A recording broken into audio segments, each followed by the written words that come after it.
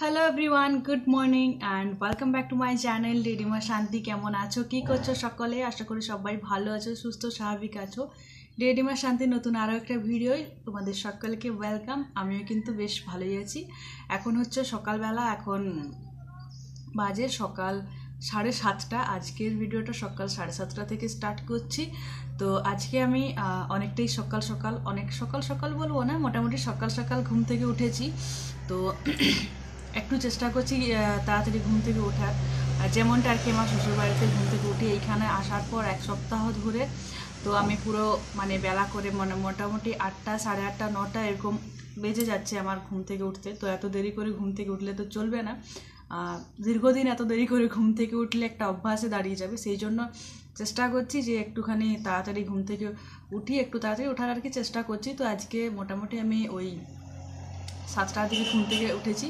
তো 7টার দিকে ঘুম থেকে ওঠার পরে আমি ফ্রেশ হয়ে গেছি আর চুলটুলো আঁচড়ে নিয়েছি। ফ্রেশ হয়ে চুলটুল আঁচড়ে একটুখানি গরম জল খেলাম। তো গরম জল খাওয়ার পরে এখন ভিডিওটা আমি স্টার্ট করছি। তো আগের ভিডিওতে তোমরা দেখেছো যে আমাদের বাড়িতে অনেকটা পরিমাণ দুধ আর কি কেটে গেছিলো। তো মা সেইটার থেকে ছানা করে দিয়েছিল, আর সেই ছানাটা আমি গতকালকের ভিডিওয়ে তোমরা দেখেছো, আমি খেয়েওছি। আর অনেকটা পরিমাণ ছানা হয়েছিল। তো অতটা পরিমাণে ছানা খেয়ে উঠতে পারি না, আমি খুব একটা মিষ্টি জিনিস খেতে পছন্দ করি না, বা খেতে পারিও না খুব একটা মিষ্টি।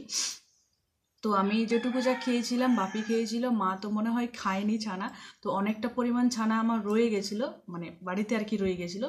তো সেই ছানাটা আমি তোমাদেরকে রাত্রেবেলায় বলেছি গতকালকে যে সেই ছানাটা আমি পনির করার চেষ্টা করছি। অ্যাকচুয়ালি বাবাকে আমার শ্বশুর মশাইকে ফোন করে আমি জিজ্ঞেস করছিলাম যে পনির বাড়িতে কি করে তৈরি করা যায় ফ্রিজ ছাড়া। আমি ফ্রিজ ছাড়াই তৈরি করছি, ফ্রিজে তো এমনিতে রেখে দিলে ওটা জমে যায়। তো যাই হোক, আমি ফ্রিজ ছাড়া পনির তৈরি করার চেষ্টা করছিলাম। তো আমি তখন তোমাদের বলেওছিলাম যে আমি আজকে তোমাদের সাথে শেয়ার করছি না, যদি আমি সাকসেসফুল হই তো শেয়ার করব তোমাদের সাথে কিভাবে ফ্রিজ ছাড়া তোমরা পনিরটা তৈরি করতে পারবে। তো আমি এখনও পর্যন্ত দেখিনি অ্যাকচুয়ালি পনিরটা হয়েছে কি না। যদি হয়েছে তো আজকে তোমাদের সাথে পনিরের রেসিপি শেয়ার করব, বাড়িতে তৈরি করে কিভাবে রান্নাটা করব সেইটাই তোমাদের সাথে শেয়ার করব আজকের এই ভিডিওতে। আর যদি পনিরটা বাই চান্স না হয়েছে, দুর্ভাগ্যবশত যদি না হয়, তাহলে তোমাদের সাথে নর্মাল ব্লগ শেয়ার করব, ঠিক আছে? তো যাই হোক, চলো ভিডিওটা স্টার্ট করলাম। ভিডিওটা দেখতে থাকো শেষ পর্যন্ত, আশা করি ভিডিওটা দেখতে তোমাদের ভালো লাগবে। আর যদি চ্যানেলে নতুন আমার ভিডিও প্রথম দেখছো, বা হয়তো কিছুদিন ধরে আমার ভিডিও দেখছো, চ্যানেলটা এখনো পর্যন্ত সাবস্ক্রাইব করোনি, তো প্লিজ চ্যানেলটা সাবস্ক্রাইব করো, আর পাশে থাকা বেল বাটনও প্রেস করো অল নোটিফিকেশানে। আর ভিডিও দেখতে থাকো, আশা করি ভালো লাগবে। চলো। তো এখন আমি পনিরটা বার করে নিলাম, আর পনিরটা বার করতে করতে আমার মাঝখান থেকে ভেঙে গেল কিছু, ধরেছিলাম একটু উল্টোভাবে, তো সেই জন্য পনিরটার মাঝখানে ভেঙে গেল। বাট পনিরটা খুব সুন্দর বসিয়েছে, আমি তোমাদের কেটে দেখাচ্ছি, আমি এখন কাটবো, তোমরা দেখো, দেখলেই বুঝতে পারবে। তো এখানে দেখো খুব সুন্দরভাবে পনিরটা বসেছে, আর কাটতেও খুব ইজি হয়ে যাচ্ছে, যেরকম পনির হয় আর কি, অ্যাকচুয়ালি সেরকমই হয়েছে। বাট একটাই প্রবলেম হয়েছে, সেটা হচ্ছে যে আমার এই পনিরটা যখন আমি বসিয়েছিলাম, সেই লেয়ারটা আমার খুবই পাতলা লেয়ার দেওয়া হয়ে গেছিলো। দেখে আশা করি বুঝতেই পারছো, পনিরের লেয়ারটা তো আর একটু পুরো হয়, কিউ সাইজ করে যখন কাটা হয় তখন অনেকটাই মোটা মোটা হয়, কিন্তু এখানে আমি যেহেতু লেয়ারটা পাতলা দিয়েছিলাম, সেই জন্য আমার একদমই পাতলা পাতলা হয়েছে। তো যাই হোক, আমি কাটছি, কেটে তোমাদের দেখাচ্ছি, দেখলেই তোমরা বুঝতে পারবে। কিন্তু পনিরটা আমার মনে হচ্ছে একদম পারফেক্টলি হয়েছে এবং খুব সুন্দর হয়েছে, তোমরা দেখো, দেখলেই বুঝতে পারবে। তো এবার শেয়ার করলাম না, নেক্সট টাইম অবশ্যই কিন্তু শেয়ার করব। আর পনিরটা আমার মাঝখান থেকে ভেঙে গেছিলো বলে পুরো সবটা আমি কিউব সাইজ করে কাটতে পারবো না, কিছুটা আমার গুঁড়ো গুঁড়ো রয়ে গেল। তো যতটা যা সম্ভব হলো আমি কাটলাম, আর যেগুলো গুঁড়ো হয়ে গেছিলো সেই দিকগুলো একদিকে করে দিলাম, আর যেগুলো কিউব সাইজ করে কাটা সম্ভব হলো আমার পক্ষে, সেইগুলো আমি এক সাইডে করে নিচ্ছি। তো মোটামুটি আমি তো দেখলাম যে পনিরটা বেশ ভালো জমেছে, আর পুরো একদম পিস পিস করে কাটাও গেল। তো তোমরা দেখতেই পেলে যে আমি পনিরটা যখন আর কি পনিরটা পেতেছিলাম, তো অনেকটাই লেয়ারটা অনেকটা পাতলা দিয়েছিলাম, তোমাদেরকে আমি বলেওছি অনেকটা পাতলা দিয়েছিলাম। সেই জন্য আমার পনিরের কিউবগুলো কেটেছি সেগুলো খুব একটা মোটা হয়নি, একদম পাতলা পাতলা। বাট আমি সাকসেসফুলি হয়েছি, এটা আমার খুব ভালো লাগছে। এমনটা হয় না যে নিজে কোনো কিছু করার চেষ্টা করলে যেটাতে সাকসেসফুলি হলে খুব আনন্দ হয়, আর আনসাকসেসফুল হলে তো দুঃখের শেষ থাকে না। তো যাই হোক, আমি সাকসেসফুলি হয়েছি। আর ইয়েস, আজকের ভিডিওতে আমি তোমাদের সাথে শেয়ার করব যে বাড়িতে পনিরটা আমি যেটা করলাম সেটার রেসিপিটা নর্মালি যেভাবে আমরা রান্না করব, খুব একটা হাইফাইভাবে রান্না করবো না, নর্মালি রান্না করব, আর সেটাই তোমাদের সাথে আজকে শেয়ার করব। অনেক দিন হয়ে গেছে তোমাদের সাথে কোনো রেসিপি শেয়ার করিনি, অনেক দিনই হয়েছে, প্রায় মোটামুটি হয়েই গেছে অনেক দিন কোনো রেসিপি শেয়ার করিনি। তো তোমরা দু একজন বলছিলেও যে তুমি অনেক দিন হচ্ছে রেসিপি শেয়ার করছো না কোনো, প্লিজ তোমার কোনো রান্নার ভিডিও দাও, তোমার রান্নার ভিডিও অনেক দিন দেখি না, তো তোমার রান্নার ভিডিও দাও। তো ইয়েস, আজকে এই পনিরের রেসিপিটা তোমাদের সাথে শেয়ার করব, নর্মাল ব্লগ শেয়ার করছি না আজকে। তো আশা করছি ভিডিওটা দেখতে ভালো লাগবে। আর যারা আমার রান্নার ভিডিও দেখতে পছন্দ করো, আমার রান্নার ভিডিও যাদের ভালো লাগে তাদের তো অফকোর্স এই ভিডিওটা দেখতে ভালোই লাগবে। তো এখন আর বেশি বকবক করছি না, রান্নার সময় গিয়ে তোমাদের সাথে ভিডিওটা শেয়ার করব, মানে রান্না যখন করব তোমাদের সাথে তখন ভিডিও শেয়ার করব, ঠিক আছে? তো চলো। তো এখন আমি রান্নাবান্না করতে চলে এসেছি, আর এখন হচ্ছে আমি কড়াটা বসিয়ে দিয়েছি, মানে কড়াইটা আমি গ্যাসে বসিয়ে দিয়েছি গরম হওয়ার জন্য। তোমাদেরকে পনিরটা দেখাই আর একবার, আমি বেশ সুন্দর সাজিয়ে রেখেছি, এই দেখো খুব সুন্দর লাগছে দেখতে। তো যাই হোক, এইখানে কড়াই গরম হয়ে গেছে, কড়াইতে আমি তেল দিয়ে দিচ্ছি, আমি রিফাইন্ড অয়েল দিচ্ছি। রিফাইন্ড অয়েলটা একটুখানি গরম হয়ে গেলে আমি পনিরগুলো হালকা করে ভেজে নেব। সমস্ত পনিরগুলো একদম হালকা করে ভাজবো, খুব একটা ভালোভাবে ভাজবো না, একদমই হালকাভাবে ভাজবো। তো আমার হিট দেওয়া আছে বলে এখানে একটুখানি লাল লাল হয়ে যাচ্ছে, একটা কম হিটে ভাজতে হতো। তো যাই হোক, লাল লাল আমার হয়ে গেছে, আর কি করা যায়, পনিরগুলো আগে সব ভেজে নিই। তো মোটামুটি আমি নেড়ে চেড়ে পনিরগুলো আমার এইগুলো ভাজা হয়ে গেছে, এগুলো তুলে নিলাম। আর এরপরে যে পনিরগুলো আমার গুঁড়ো হয়ে গেছিলো সেগুলো আমি দিয়ে দিলাম, সেগুলো তো আর ফেলে দেবো না, সেগুলোও দিয়ে দিলাম, সব ভেজে তুলে নিই। আর মশলা দেখো, এখানে আদা পেঁয়াজ রসুন নিয়েছি, আর এখানে নিয়েছি চালমগজ, এইগুলো আমি বাটবো, এই মশলাগুলো আজকে ব্যবহার করব। আর এইখানে দেখো কয়েকটা পনির আমার মানে যেগুলো কেটেছিলাম সেগুলো ভেজে তুলে নিয়েছি, আর এইখানে যেগুলো করেছিলাম সেগুলো ভাজছি।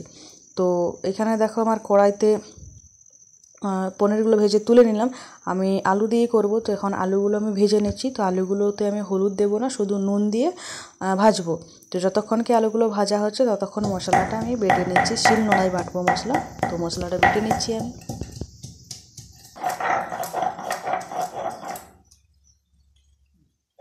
তো মশলা টশলা বেটে নিলাম, আলুগুলোও ভাজা হয়ে গেছে, আর দেখো আলু আর পনির একদিকে ভেজে রেখেছি, এই যে মশলা বাটা হয়ে গেছে। তো এরপর রান্নাটা স্টার্ট করব। তো কড়াইতে তেল গরম হয়ে গেছে, তখন দিয়ে দিলাম আমি গোটা জিরে আর তেজপাতা ফোড়নে। ফোড়নটাকে বেশ ভালোভাবে ভাজবো। ফোড়নটাকে বেশ ভালোভাবে ভাজার পরে আমি একটুখানি পেঁয়াজ দেবো, খুব একটা বেশি পেঁয়াজ দেবো না, হালকা পেঁয়াজ দিয়ে পেঁয়াজটাকে বেশ ভালোভাবে ভাজবো। তো এখানে আমার পেঁয়াজটা হালকা পুড়ে গেছিলো। তো যাই হোক, আমি এখন মশলাটা দিয়ে দিলাম, মানে পেঁয়াজ আদা রসুন বাটাটা দিয়ে দিচ্ছি এই তেলটাতে। এটাতে দেওয়ার পরে খুব ভালোভাবে ভাজবো পেঁয়াজ আদা রসুন বাটাটা, মানে কষাবো আর কি, মশলাটা খুব ভালো হবে।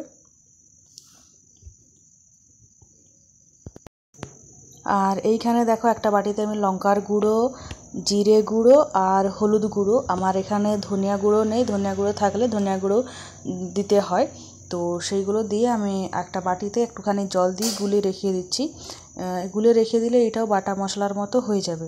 তো যাই হোক, এখানে দেখো আমার আদা পেঁয়াজ রসুন বাটাটা খুব ভালোভাবে ভাজা হয়ে গেছে। এখন আমি ওই গুলে রাখা মশলাটা দিয়ে দিচ্ছি। গুলে রাখা মশলাটা দেওয়ার পরে খুবই ভালোভাবে কষাবো, একটুখানি জল দেবো মাঝে মধ্যে, আর কষাতে থাকবো। বেশ খানিকক্ষণ টাইম নিয়ে নিয়ে কষাতে হবে এই মশলাটা, আর মশলাটা যতটাই কষাবে ততটাই টেস্টি হবে খাবারটা। তো মশলাটা একটু টাইম নিয়ে কষাতে হবে, আর অবশ্যই মশলাটা আমি মিডিয়াম ফ্লেমে কষাচ্ছি, খুব একটা হিট দিচ্ছি না, হিট দিলে আবার মশলাটা পুড়ে যাওয়ার ভয় থাকে। তো যাই হোক, এই মশলাটা খুব ভালোভাবে কষিয়ে নিই। মশলার জলটা আমার শুকনো হয়ে এসছে। তো আমি এইখানে আর একটুখানি জল দিয়ে দিলাম, জল দিয়ে আমি আবারও মশলাটাকে বেশ ভালোভাবে কষিয়ে নেব। তো আবারও আমার মশলাটা কষানো হয়ে গেল, আমি আবারও একটুখানি জল দিয়ে দেবো। তো এখন একটুখানি বেশ ভালোভাবে জল দিয়ে দিচ্ছি, বেশি করেই বলছি, একটুখানি জল দিয়ে দিচ্ছি। এরপরে আমি আলুগুলো দিয়ে দেবো, ভেজে রাখা যে আলুগুলো সেগুলো দিয়ে দেবো। আর তারপরে মশলাটা খুবই ভালোভাবে কষাবো, পুরো মশলাটা টাইম নিয়ে নিয়ে কষাতে হবে।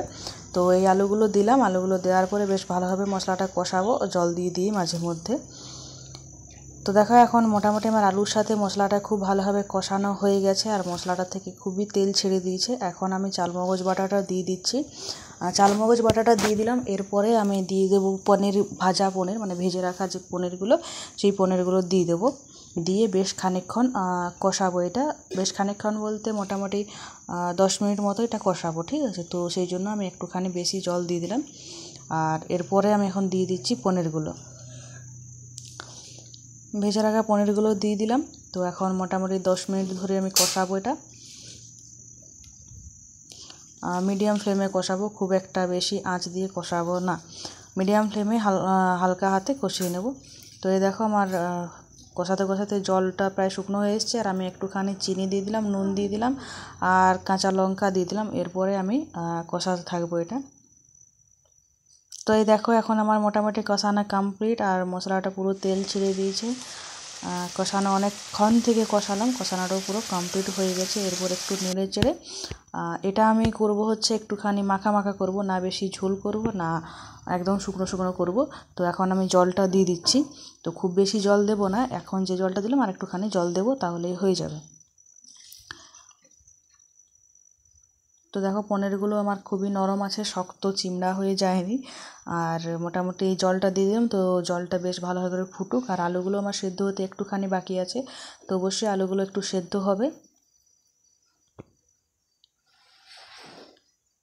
আর এই দেখো মশলা এখন ফুটছে, এখন আমি এর মধ্যে দিয়ে দেবো গরম মশলা। তো গরম মশলাটা দিয়ে করে আমি নাড়াবো না, গরম মশলাটাই ফুটতে ফুটতেই খুব ভালোভাবে মিক্স হয়ে যাবে ঝোলটার সাথে। আর এখন আমি এরকমই এটাকে ছেড়ে দেবো। তো এখন আমার মোটামুটি কমপ্লিট হয়ে গেছে, রান্নাটা নামিয়ে নেব। তো এই দেখো মশলাটা আমি নামিয়ে নিয়েছি। তো তরকারি নামিয়ে নেওয়ার পরে দেখো ঝোলটা উপরে ভেসে গেছে আর পনির আর আলুগুলো নিচে বসে গেছে। আর কালারটাও দেখো খুবই সুন্দর এসছে আর টেস্টও খুব ভালো হয়েছে। তো খেয়ে দিয়ে অবশ্যই তোমাদের বলবো কেমন হয়েছে।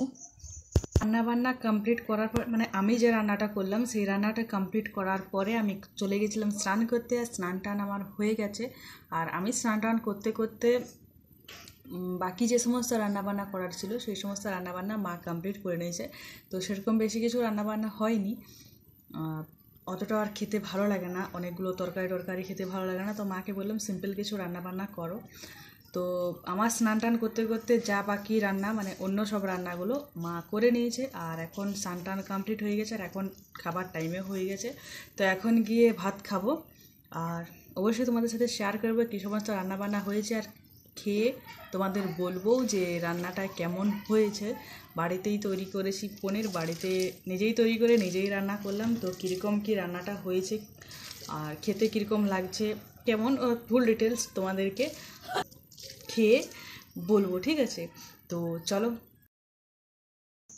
তো ভাত বেড়ে নিয়েছি, ভাত দেখো ভাতটা আমি একটু বাটি চেপে নিয়েছি, ভালো লাগে সেই জন্য। আর এই যে এখানে পনিরের তরকারিটা বাটি করে নিয়েছি। আর এখানে নিয়েছি লঙ্কা আর লেবু, খেতে খুব ভালো লাগে। আর আছে বেগুন ভাজা। আর এখানে হচ্ছে কি একটা ডাঁটা টাটা দিয়ে তরকারি। তো মা আমাকে অনেকগুলো ডাঁটা দিয়ে দিয়েছে, যাই হোক। তো আজকে আমাদের সিম্পল মেনু, খাবার দাবার খেয়ে নিই। খাবার দাবার খেয়ে দিয়ে তোমাদের আমি বলছি, ঠিক আছে, যে কেমন হয়েছে খেতে তরকারিটা, পনিরের তরকারিটা। আশা করছি খেতে ভালোই হবে, খুব একটা যে খারাপ হবে সেরকমটা নয়, মনে হচ্ছে না আর কি। তো দেখা যাক, খাবার দাবারটা খেয়ে নিই। খাবার দাবার খেয়ে দিয়ে তোমাদের বলছি কেমন হয়েছে না হয়েছে। তো আমাদের খাবার দাবার বাড়ার পরে আমরা খেতে বসবো। এরকম টাইমে আমাদের বাড়িতে একজন এসেছিলো। তো ওনার সাথে গল্প করতে করতে আমাদের একটুখানি দেরিও হয়ে গেল। তো আমাদের খেতেও একটুখানি লেট হচ্ছে। আর এখন অনেকটা খিদেও পেয়ে গেছে বেশ ভালো। তো চলো, মায়েরা এখন বলছে যে পনিরটা খুবই সুন্দর রান্না হয়েছে আর আমারও খুব ভালো লাগছে খেতে। রান্নাটা একদম ঠিক আছে, কোনো সেরকম কোনো না হয়েছে রিচ, না একদম হালকা পাতলা হয়েছে। তো মিডিয়াম রান্না হয়েছে, খেতেও খুব ভালো হয়েছে। তো চলো খাবার দাবার খেয়ে তোমাদের সাথে দেখা হচ্ছে। তো খাওয়া দাওয়া কমপ্লিট হয়ে গেল, রান্নাবান্না খাওয়া দাওয়া টোটালি কমপ্লিট হয়ে গেল। আর পনিরের যে তরকারিটা করেছিলাম, সত্যি বলছি মানে বিশ্বাস করবে না, দারুণ হয়েছিল, খেতে দারুণ হয়েছিল। বাট ওই একটাই প্রবলেম যে পনিরটা অনেক পাতলা পাতলা করে কাটা হয়েছিল, মানে কাটাটা পাতলা হয়নি, পনিরের যে লেয়ারটা ছিল সেই লেয়ারটা অনেকটা পাতলা হয়ে গেছিলো। না মানে পনিরের তরকারিটাও খেতে খুব সুন্দর হয়েছিল আর পনিরটাও খুবই ভালো হয়েছিল, মানে অসাধারণ হয়েছিল, এক কথায় অসাধারণ। খেতেও খুব ভালো হয়েছে, মাও বলেছে খেতে খুব ভালো হয়েছে, বাপিও বলেছে খেতে খুব ভালো হয়েছে। তো আলটিমেটলি তো আমার শুধু মানে আমার মুখে ভালো নয়, সবার মুখে যখন ভালো লেগেছে তখন আলটিমেটলি খেতে তো ভালো হয়েই ছিল। আজকে খেতে একটুখানি দেরি হলো, তো খেতে বসেছিলাম ঠিক টাইমেই। আমি খেতে বসেছিলাম 1:30টার সময়, কিন্তু খাবার সময় এমন একটা ঘটনা ঘটে গেল যার জন্য আমাদের খাওয়াটা খেতে বসিনি, মানে খাবার দাবার বাড়াটারও সমস্ত কিছু রেডি হয়ে গেছিলো, কিন্তু খেতে বসবো তখন একটা ঘটনা ঘটে গেল আর কি। ঘটনা বলতে সেরকম কোনো ঘটনা নয়, ঠিক আছে, সেটা আর বলছি না। তো একটা ঘটনা ঘটলো, তো তার জন্য আমাদের খাওয়াটাতে একটুখানি দেরি হয়ে গেল। একটুখানি বলতে বেশ মোটামুটি আধা ঘন্টা মতো, প্রায় আধা ঘন্টা হবে, আধা ঘন্টা মতো দেরি হয়ে গেল। তো যাই হোক, এখন খাবার দাবার খাওয়া দাওয়াও হয়ে গেছে, আর এখন বাজে প্রায় 2:45 মতো বাজবে। তো খাবার দাবার কমপ্লিট হয়ে যাওয়ার পর এখন মোটামুটি ভাত খাওয়ার পরে আরও ঠান্ডা লাগছে আজকে, তো একটুখানি রোদে গিয়ে বসবো, কারণ ভাতটা খেতে অনেকই ঠান্ডা লাগছে। ঘরের মধ্যে তো আরও বেশি ঠান্ডা লাগছে, বসে থাকতে পারছি না। তো যাই হোক, এখন গিয়ে একটুখানি রোদের মধ্যে বসবো, আর ভিডিওটা এখানেই এন্ড করছি। তো ভিডিওটা কেমন লাগলো অবশ্যই কিন্তু কমেন্টে জানিও। যদি ভিডিওটা দেখতে ভালো লেগে থাকে তো অবশ্যই কিন্তু আমার চ্যানেলটা সাবস্ক্রাইব করো, যদি সাবস্ক্রাইব না করেছো, আর লাইক একটা অবশ্যই করে দিও। কমেন্ট করে জানিও কিন্তু ভিডিওটা কীরকম লাগলো। আর যদি আমার সমস্ত ভিডিওগুলো তোমাদের দেখতে ভালো লাগে, হেল্পফুল বলে মনে হয়, তো অবশ্যই কিন্তু সমস্ত পরিচিতদের সাথে আমার ভিডিও, আমার চ্যানেলটা শেয়ার করতে পারো। তাদেরকে আমার চ্যানেলটা সাবস্ক্রাইব করতে বলো। আজকের মতো এইটুকুই, দেখা হচ্ছে তোমাদের সাথে নেক্সট ভিডিওতে। তো তোমরা সবাই ভালো থেকো, সুস্থ থেকো, সাবধানে থেকো, অবশ্যই কিন্তু হাসি খুশি থেকো। আর চলো আজকের মতো টাটা, বাই বাই।